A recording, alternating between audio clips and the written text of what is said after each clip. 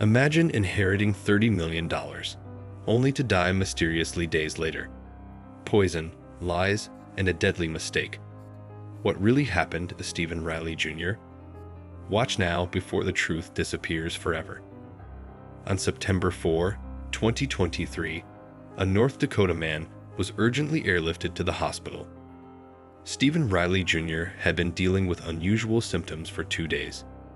When he suddenly lost consciousness and could not be awakened, his girlfriend called 911. Unfortunately, he passed away the next day. His unexpected death stunned those who knew him, but this was no ordinary illness. His partner, Anna Kanor, claimed he had been consuming alcohol and suffered from heat stroke, but his friends had a different theory. They believed he had been poisoned. An autopsy later confirmed their suspicions. Steve had died from ethylene glycol poisoning, a toxic substance found in antifreeze. Even more suspiciously, his toxicology report showed no alcohol in his system, directly contradicting Anna's claims to law enforcement. Who was responsible for Steve's poisoning, and why would someone do this to him?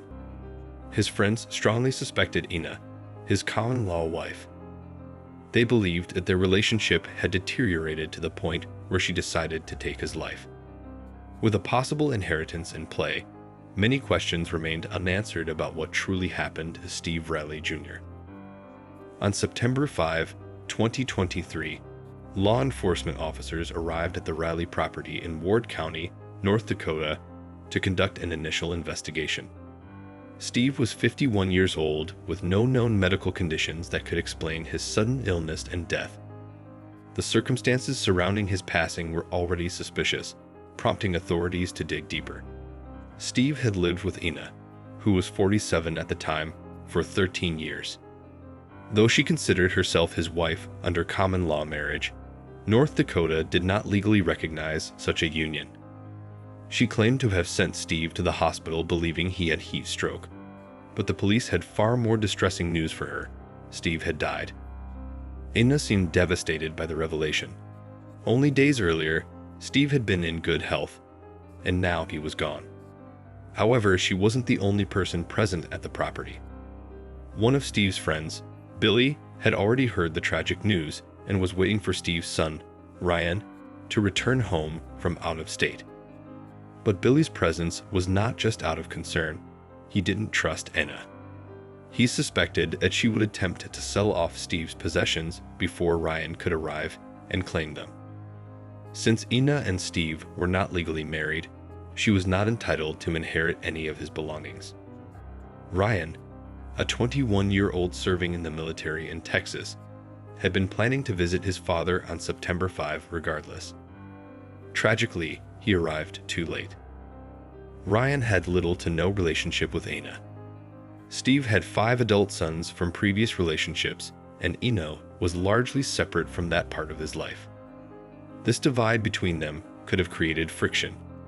In the aftermath of Steve's death, arguments arose over his possessions, particularly a truck in his garage. Anna insisted that the vehicle had been registered in Steve's name, but Ryan had a photo of it, suggesting that it was meant for him. Even Billy seemed interested in the truck, adding to the growing tensions among those close to Steve. But the arguments weren't just about possessions. There was another crucial factor at play. Billy revealed that just days before Steve's death, he had been preparing to meet with a lawyer at the airport regarding a $30 million inheritance. Steve's relationship with Anna had reportedly been strained, but this massive financial windfall could have changed everything for him. However, on September 3, 2 days before his death, Steve was involved in a bizarre altercation with a local resident named Chad. Witnesses reported that Chad, who was intoxicated and aggressive, had headbutted Steve. Law enforcement officers responded to the incident at 4 a.m., visiting Steve's home to speak with him. Anna answered the door, eager to discuss an entirely different topic, Steve's impending inheritance.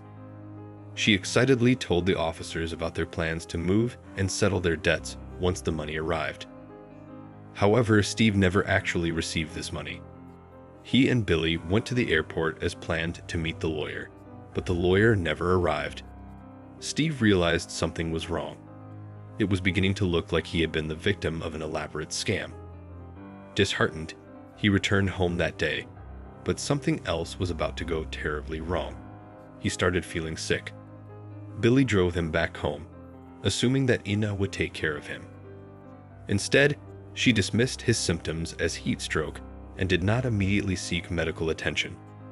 She only called 911 on September 4, when Steve was already unresponsive. Some speculated that Steve, upon realizing he had been scammed, may have taken his own life. Others suspected foul play. Enna told the police that Steve had been drinking heavily the day he fell ill, claiming he had consumed nearly an entire case of beer. However, his toxicology report revealed no traces of alcohol, making her story questionable. Additional inconsistencies emerged. Enna initially claimed to have taken Steve to a medical clinic for treatment, but there was no record of him seeking medical care until the paramedics arrived on September 4. When the police confronted her about these discrepancies, she kept changing her story before eventually requesting a lawyer. Investigators conducted a search of the property and discovered key evidence that pointed to foul play. Inside the living room, they found a Windex bottle without a cap containing a bright green liquid resembling antifreeze. In the garage, they uncovered a glass and a mug filled with the same substance. This discovery ultimately led to Enna's arrest on October 30. Despite her protests and insistence on her innocence, law enforcement officials believed they had gathered sufficient evidence proving she had poisoned Steve's iced tea with antifreeze, likely to secure the inheritance she thought he was receiving. However, since the inheritance turned out to be a scam, there was no money to gain. Throughout the investigation, Ina continuously denied her involvement and attempted to place the blame elsewhere. She accused Steve's friends, Billy and Lynn, and even suggested that Steve had poisoned himself.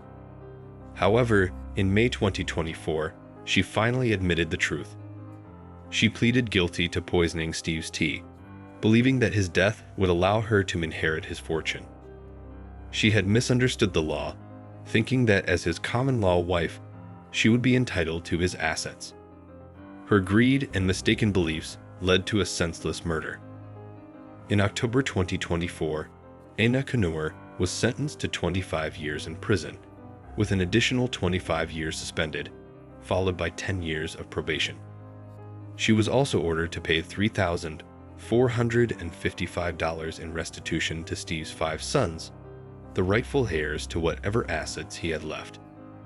During her sentencing, Steve's sister delivered a powerful statement condemning Ina's actions.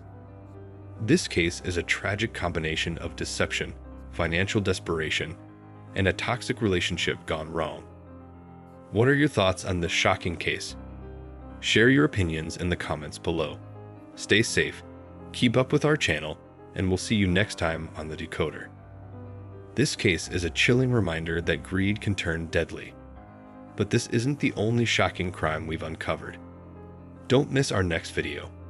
The tragic story of Deborah DePinto, a chilling case of love and betrayal. Click now before you forget. Make sure to subscribe and hit the notification bell so you never miss another unbelievable true crime story. Who knows what dark secrets we'll uncover next? Stay safe, and we'll see you soon on The Decoder.